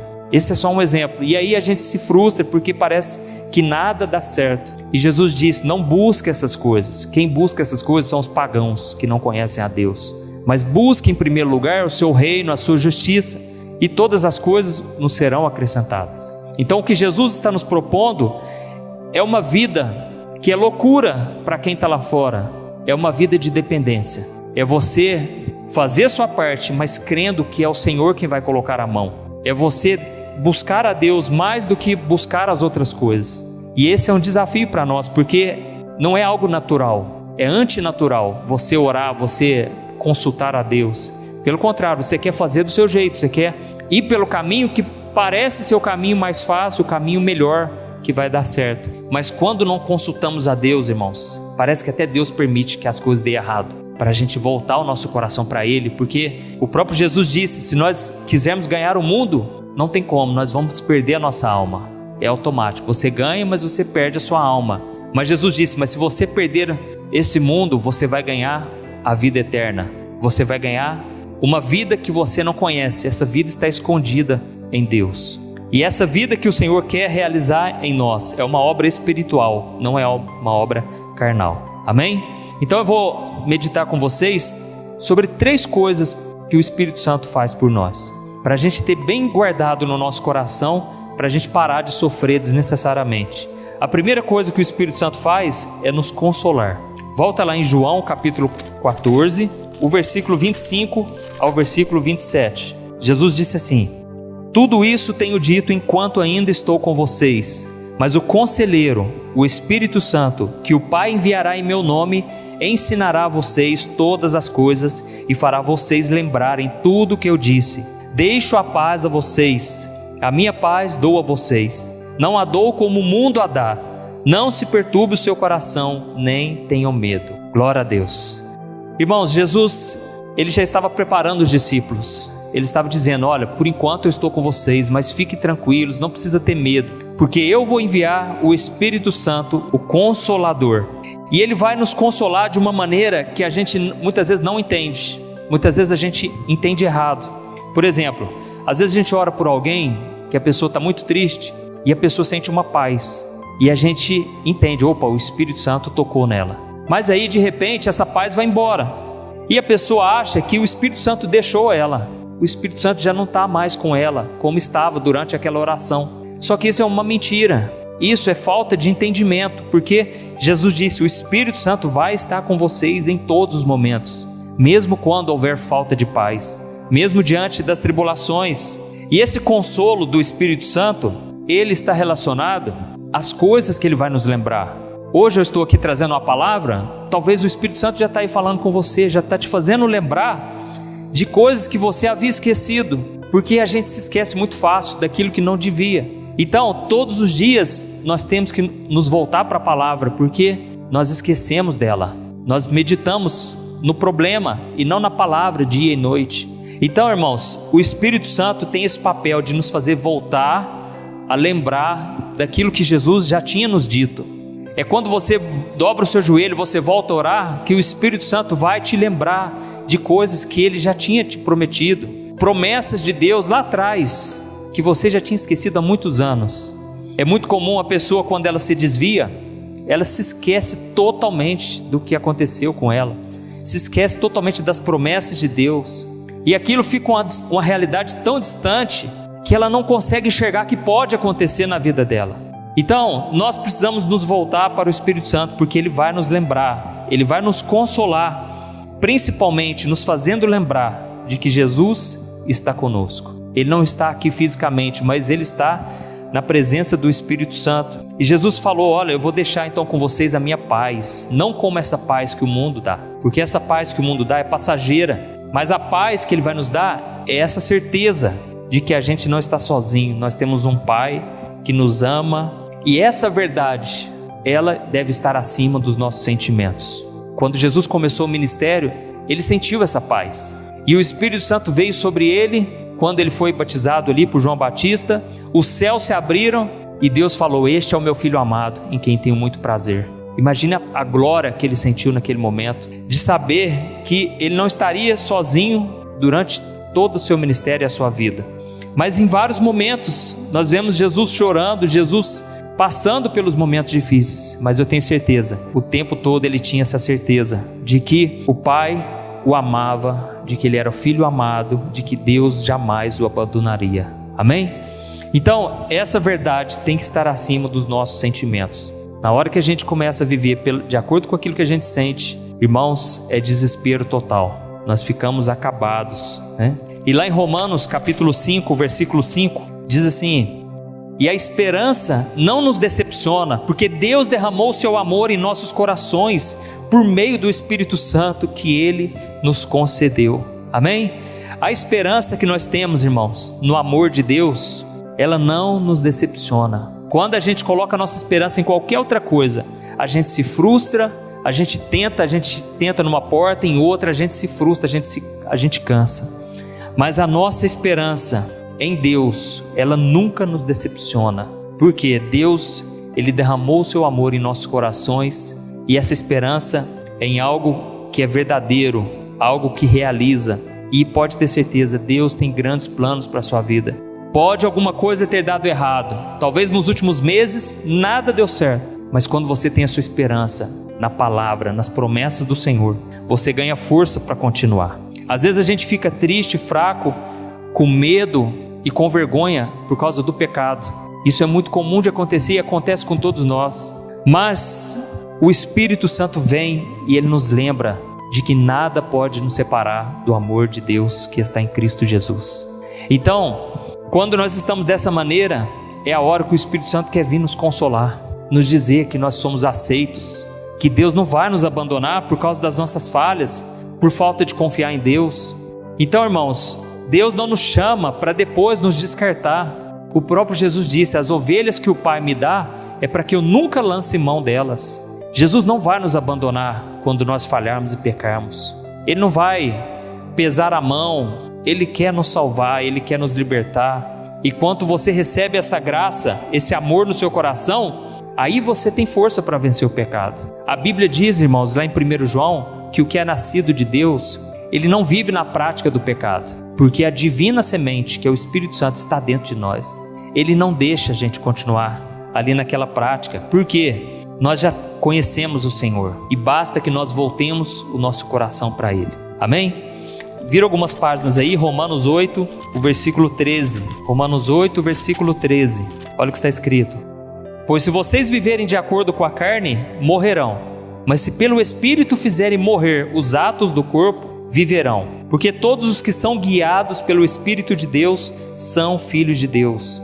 Pois vocês não receberam o Espírito que os escravize, para novamente temerem, mas receberam o Espírito que os torna filhos por adoção, por meio do qual clamamos: Abba, Pai. O próprio Espírito testifica ao nosso espírito que somos filhos de Deus. Amém? Então, irmãos, se nós vivemos de acordo com a carne, nós vamos colher corrupção, destruição, nós vamos afundar o barco da nossa vida. Mas se nós deixarmos o Espírito Santo fazer morrer as obras da nossa carne, a gente vai viver. Então, quem que nos ajuda a vencer o pecado? É o Espírito Santo. É impossível obedecermos a Deus sem o Espírito Santo. E aqui é interessante que diz assim, e o próprio Espírito testifica ao nosso espírito que somos filhos de Deus. Irmãos, então, nós nunca podemos esquecer dessa verdade, desse consolo. Nós somos filhos de Deus. Não tem como. Um pai pode abandonar um filho, aquele filho nunca vai deixar de ser filho, porque já está no DNA. Nós recebemos o Espírito Santo. A Bíblia diz que Ele é aquele que nos sela.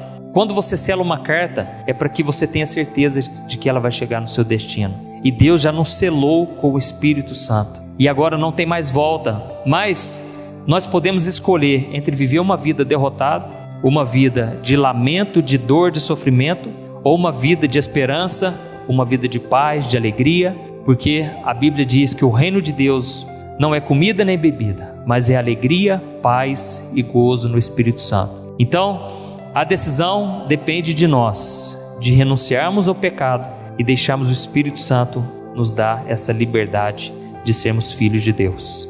A segunda coisa que o Espírito Santo faz é nos ajudar a ser santos. E você pode olhar aí comigo o versículo 5 de Romanos 8.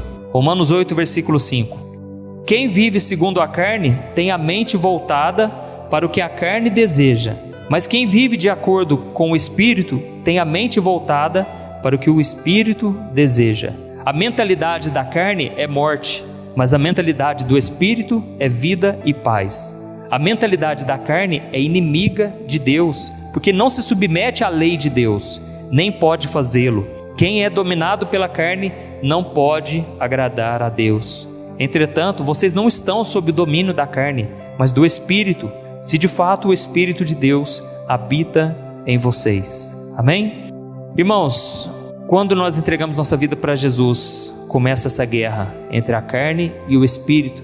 E se existe uma marca de alguém que está salvo, que é salvo por Jesus, é que essa pessoa nunca mais peca em paz. Nunca mais nós teremos paz em fazer algo que desagrada a Deus.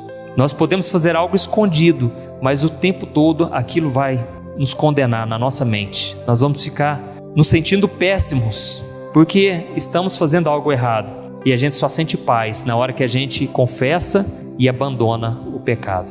Então, irmãos, aquilo que era para ser algo ruim, na verdade é a maior bênção da nossa vida, que é o sentimento de culpa. A Bíblia diz que a culpa que nós sentimos nos leva para a vida. Esse arrependimento que é gerado pelo Espírito Santo é para o nosso bem. E se não fosse o Espírito Santo, nós jamais estaríamos aqui hoje. Ou poderíamos estar aqui de corpo presente. Mas não. Graças a Deus, o Espírito Santo, ele nos incomoda, ele nos convence do pecado. Irmão, se não fosse o Espírito Santo, não haveria esperança para nós. Mas aqui diz que aquele que é dominado pela carne não pode agradar a Deus, porque ele começa a fazer só aquilo que ele deseja e não aquilo que Deus deseja. Mas quando você deixa o Espírito Santo agir, você começa a desejar as coisas que Deus deseja. Muda a sua maneira de pensar, os seus planos, os seus projetos. Agora você quer que aconteça somente se for para glorificar a Deus. Você começa a querer ser usado por Deus. Você começa a querer talvez crescer na vida, mas para ajudar as outras pessoas. Então tudo vai mudando a sua maneira de pensar e de agir. E aí o que vai mais te entristecendo é que muitas vezes você não consegue viver do jeito que a Bíblia diz. Ninguém consegue. E a gente então fica muito triste, porque a gente sabe o que tem que fazer e não faz. E o apóstolo Paulo disse: miserável homem que sou, porque o bem que eu quero fazer, eu acabo não fazendo. E ele então completa dizendo: quem vai me livrar desse corpo de morte? O que será de mim se eu continuar dessa maneira? Mas então ele finaliza: mas graças a Deus por meio de Jesus Cristo que nos dá a vitória. Então, irmãos, existe uma saída para nós, existe uma esperança quando entregamos a nossa vida para Jesus e deixamos agora o Espírito dele guiar a nossa vida. E Jesus disse: olha, vigiem e orem para que vocês não caiam em tentação. O Espírito está pronto, mas a carne é fraca. Irmãos, Jesus estava dizendo o seguinte: olha, o Espírito ele reviveu, vocês agora não tem que se preocupar com isso, mas a carne é fraca, e se vocês alimentarem a carne, vocês vão ter uma vida derrotada, vocês vão colher frutos amargos, frutos ruins. A Bíblia diz em Romanos 5,17 que aquele que está em Cristo, nova criatura é. As coisas antigas já passaram, eis que tudo se fez novo. Mas o que se fez novo, irmãos? Tudo espiritualmente. Espiritualmente falando, tudo se fez novo. Por quê? Nós estávamos nas trevas e agora estamos na luz. Nós estávamos do lado do diabo, agora estamos do lado do vencedor, que é Jesus. Mas a nossa carne, ela não reviveu, ela não vai se converter. A nossa carne ainda está morta, e é por isso que nós morremos, porque o nosso corpo é feito de pó e o pó vai voltar para a terra, porque tudo que é do corpo é terreno. Não que a gente tem que odiar o nosso corpo, mas a gente tem que cuidar, a gente tem que cuidar sim do nosso corpo, mas devemos alimentar o nosso espírito. Então nós ainda habitamos nesse corpo. E eu quero ler com você, vai lá comigo em 1 Tessalonicenses capítulo 4, que nós vamos entender qual é a vontade de Deus. O versículo 3 diz assim: a vontade de Deus é que vocês sejam santificados, abstenham-se da imoralidade sexual. Cada um saiba controlar o seu próprio corpo de maneira santa e honrosa, não dominado pela paixão de desejos desenfreados, como os pagãos que desconhecem a Deus. Neste assunto, ninguém prejudique seu irmão, nem dele se aproveite. O Senhor castigará todas essas práticas, como já dissemos e asseguramos, porque Deus não nos chamou para a impureza, mas para a santidade. Amém? Então, irmãos, a vontade de Deus agora para nós é essa, que a gente viva de maneira santa, na nossa maneira de falar, de pensar, de agir, e que a gente possa cuidar do nosso corpo. A Bíblia diz aqui nessa mesma passagem, na outra versão, que a gente tem que cuidar do nosso vaso e usar o nosso vaso para santificação. Irmãos, nós habitamos em um corpo e o nosso corpo está preenchido pelo Espírito Santo. Então nós devemos zelar pelo nosso corpo, porque ele é que habita o Espírito Santo. O Espírito Santo decidiu habitar em nós e nós precisamos agora viver de maneira santa para que a gente não colha as consequências. Então a segunda coisa que o Espírito Santo vai nos fazer é nos santificar, porque é da vontade de Deus. Deus deseja te libertar do pecado. Deus deseja te fazer viver em santidade, porque isso vai trazer para você frutos bons, vai trazer paz, alegria e comunhão com Deus. Irmãos, a terceira coisa que o Espírito Santo ele faz, ele nos ajuda a orar. Volta comigo lá em Romanos, nós já estamos encerrando. Romanos capítulo 8, o versículo 26. Romanos 8, 26 diz assim: da mesma forma, o Espírito nos ajuda em nossa fraqueza, pois não sabemos como orar, mas o próprio Espírito intercede por nós com gemidos inexprimíveis. E aquele que sonda os corações conhece a intenção do Espírito, porque o Espírito intercede pelos santos de acordo com a vontade de Deus. Glória a Deus. Na versão da linguagem de hoje, está escrito assim, ó: o Espírito de Deus vem nos ajudar na nossa fraqueza, pois não sabemos como devemos orar, mas o Espírito de Deus, com gemidos que não podem ser explicados por palavras, pede a Deus em nosso favor. Irmãos, tem momentos que a gente está tão cansado, tão sobrecarregado, desanimados ou desesperados, porque não sabemos o que fazer. É nessa hora que o Espírito Santo, ele intercede por nós, porque quando estamos dessa maneira, a gente não sabe nem como orar. Nós não sabemos nem como pedir a Deus, não sabemos como orar e nem pelo que orar, porque a gente já tentou de tudo, estamos cansados, desanimados, mas o Espírito Santo, ele pega a aflição do nosso coração e ele, através de gemidos que não dá para explicar, ele intercede por nós. Irmãos, é muito comum quando a gente ora, a gente está tão mal, tão triste, por causa talvez de uma doença na família, por causa do desemprego, por causa de um relacionamento que termina, tantas coisas podem tirar a nossa paz. Nesse momento nós não temos nem força para orar, nós estamos fracos, mas é nessa fraqueza que o Espírito Santo, ele quer nos ajudar e ele vai interceder por nós, porque Deus, ele vê a intenção do nosso coração, e então o Espírito Santo transforma aquilo ali em oração e ele intercede por nós.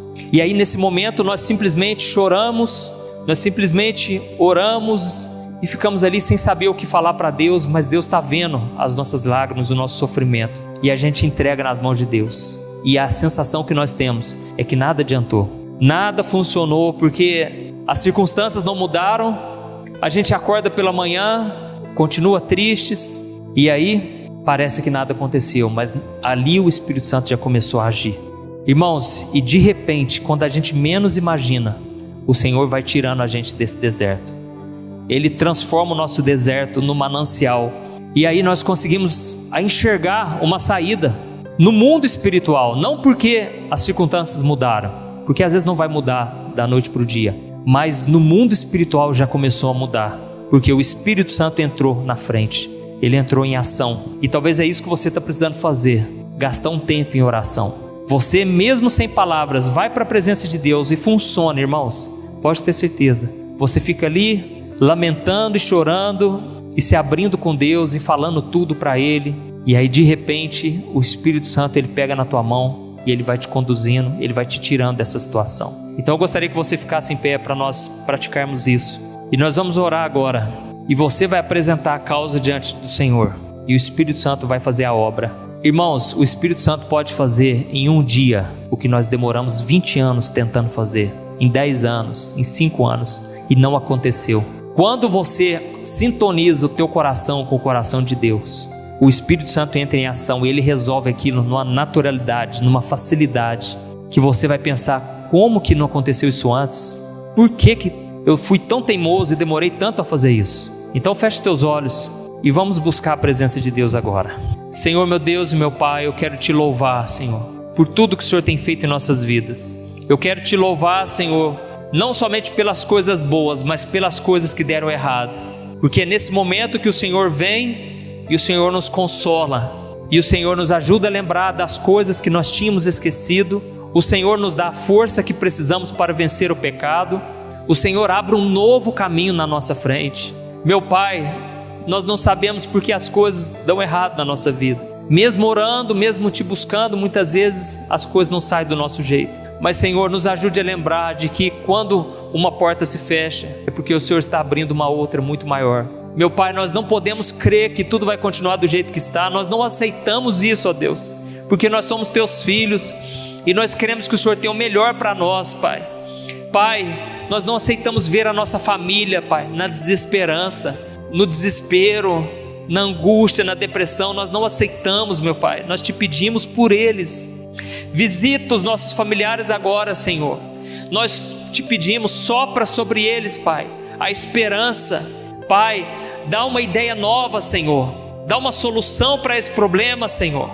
Em nome de Jesus, meu Pai, sintoniza o nosso coração com o teu, porque quando estamos alinhados contigo, meu Pai, nós enxergamos um manancial no deserto. Senhor, venha tirar os teus filhos, Pai, desse deserto. Eu oro por eles agora. Aqueles que estão agora me ouvindo, meu Pai, eu te peço, tem misericórdia, Senhor. Derrama da tua graça. Tira esse sentimento de derrota, Pai, esses pensamentos de derrota, de que não somos amados, de que o Senhor tem razão em nos destruir. Senhor, muitas vezes é o inimigo, é o nosso acusador que está nos afligindo, Pai, mas nesse momento nós repreendemos todo o mal, nós cancelamos todos os planos do diabo contra a nossa vida e a nossa família, e nós declaramos: somos amados por Ti, meu Pai.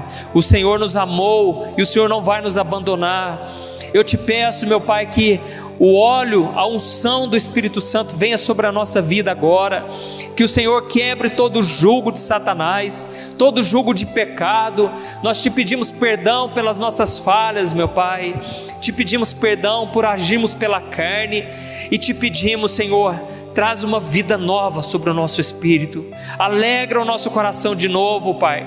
Deus, que nós possamos andar sobre as águas e não afundando com medo das tempestades. Senhor, nos ajuda a viver pela fé, a receber e a ser dependente do Espírito Santo pela fé.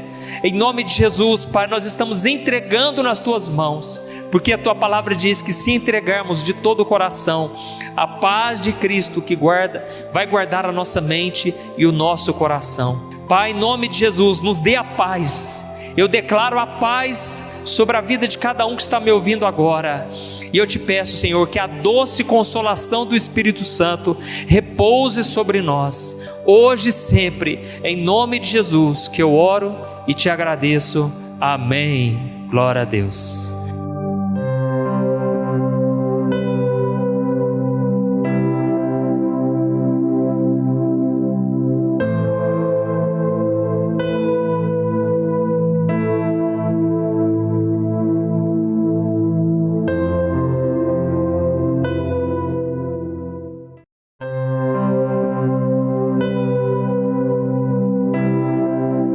Irmãos, nós temos passado por momentos muito difíceis. Eu creio que todos nós estamos vivendo uma época complicada, onde está cada vez mais difícil buscar a Deus. Parece que a gente se preocupa o tempo todo com os problemas, com as preocupações, e nós não conseguimos orar, nós não conseguimos buscar a Deus. Isso porque quando não são os nossos problemas, são os problemas das pessoas à nossa volta. E aí nós ficamos como Neemias. Quando ele ficou sabendo dos muros de Jerusalém que estavam derrubados, o rei chegou para ele e perguntou: por que você está com o rosto abatido? E ele falou: como que eu poderia estar diferente? O meu povo está sofrendo. E a Bíblia diz que ele sentou e chorou por vários dias na presença de Deus. Irmãos, nós estamos vivendo esse tempo onde nós precisamos urgentemente lembrarmos daquele que nos chamou, que nos vocacionou, aquele que nos escolheu. E hoje eu senti de falar sobre o Espírito Santo.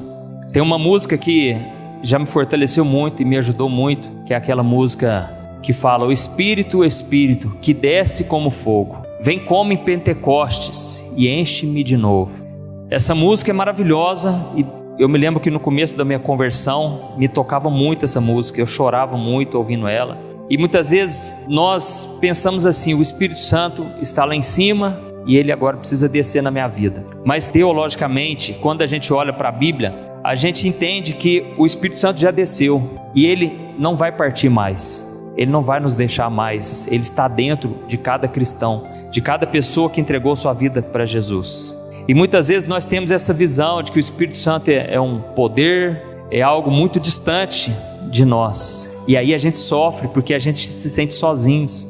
Então eu quero que você abra comigo lá em João capítulo 14, vamos ler o versículo 15 ao 17. Diz assim: se vocês me amam, obedecerão aos meus mandamentos, e eu pedirei ao Pai, e Ele dará a vocês outro conselheiro para estar com vocês para sempre, o Espírito da verdade. O mundo não pode recebê-lo porque não o vê nem o conhece, mas vocês o conhecem, pois ele vive com vocês e estará em vocês. Amém? Então, irmãos, a pergunta que fica é: será que nós conhecemos o Espírito Santo? Porque Jesus disse aos discípulos: olha, vocês estão me obedecendo, vocês estão andando comigo e vocês podem ficar tranquilos, porque o Espírito Santo, o conselheiro, ele estará com vocês. Na outra versão diz: o Consolador estará com vocês, o Espírito da verdade. Irmãos, nós podemos saber tudo sobre o Espírito Santo, todas as passagens bíblicas, nós podemos falar sobre ele e ainda assim podemos não conhecê-lo. E como que nós podemos conhecer o Espírito Santo, já que nós não estamos vendo ele? Nós conhecemos através da transformação que ele faz na nossa vida todos os dias. Se a nossa vida não tem sido transformada, significa que nós não estamos dando espaço para o Espírito Santo. E aí quando a gente pergunta para as pessoas: você já tem o Espírito Santo? Você já recebeu o Espírito Santo? A pessoa fala: já sim, eu entreguei minha vida para Jesus. Já sim, eu oro em línguas. Eu fui batizado com o Espírito Santo. Mas o mais importante, irmãos, não é apenas ter o Espírito Santo, mas é deixar ele governar a nossa vida. Jesus, ele teve sucesso no seu ministério porque ele era guiado pelo Espírito Santo o tempo todo. E Jesus é o exemplo claro de alguém, de um ser humano, porque Jesus veio totalmente em carne, mas é alguém que foi totalmente guiado pelo Espírito Santo. Ele não sabia muitas vezes do futuro. Quando os discípulos perguntaram: Jesus, quando é que o Senhor vai voltar? Ele falou: isso compete ao meu Pai que está no céu. Jesus, ele não sabia de muitas coisas, mas o Espírito Santo revestiu ele completamente. E tudo que ele ia fazer, primeiro ele consultava a Deus. Então ele não sabia nem mesmo quem seriam os discípulos, mas a Bíblia diz que ele passou a noite inteira orando e no outro dia ele selecionou os 12. Então ele era totalmente guiado pelo Espírito Santo e por isso havia tanta transformação, tanta mudança. E nós precisamos deixar que ele guie a nossa vida e não tocarmos a nossa vida vivendo na nossa própria força. Você que está aí cansado, sobrecarregado, essa é a resposta que você tem pedido para Deus. Por que está tudo tão difícil? Porque está faltando o Espírito Santo te guiar mais, governar a sua vida. E eu quero que você abra comigo lá em Gálatas capítulo 3, o versículo 2 ao versículo 5. Diz assim: gostaria de saber apenas uma coisa: foi pela prática da lei que vocês receberam o Espírito? Ou pela fé naquilo que ouviram? Será que vocês são tão insensatos que, tendo começado pelo Espírito, querem agora se aperfeiçoar?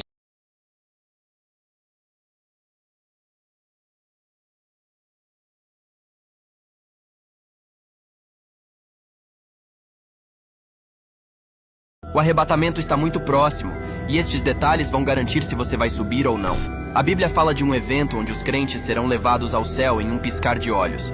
Mas o mistério é: quando isso acontecerá? Alguns acreditam que estamos perto do fim, enquanto outros dizem que ainda vai demorar. A verdade é que um irá ficar, e outro vai subir aos céus para encontrar Jesus nos ares. Um ficará na grande tribulação, e outro para o gozo eterno. Se você está preparado, escreva: estou preparado. O arrebatamento é um evento descrito na Bíblia que fala sobre a volta de Jesus Cristo para buscar seus seguidores. Segundo 1 Tessalonicenses 4, versículos 16 e 17, porque o Senhor mesmo descerá do céu com grande brado, a voz do arcanjo, ao som da trombeta de Deus, e os que morreram em Cristo ressuscitarão primeiro. Depois nós, os que ficaremos vivos, seremos arrebatados juntamente com eles nas nuvens, ao encontro do Senhor nos ares, e assim estaremos sempre com o Senhor. Este evento é aguardado por muitos cristãos como um momento de grande alegria, esperando para estar para sempre com o Senhor. Mas a Bíblia também nos exorta a estarmos preparados, como está escrito em Mateus 24:44. Por isso, também vós estai apercebidos, porque o Filho do Homem há de vir a hora em que não pensamos. E aí, o que você acha sobre o arrebatamento? Deixe suas opiniões nos comentários. Se você quer aprender a estudar a Bíblia de forma mais profunda, aperte no link da descrição. E não se esqueçam de se inscrever no canal para receberem mais vídeos como este. Até a próxima! Pois vós sabeis que eu sou o caminho, a verdade e a vida. E ninguém chega ao Pai senão por mim.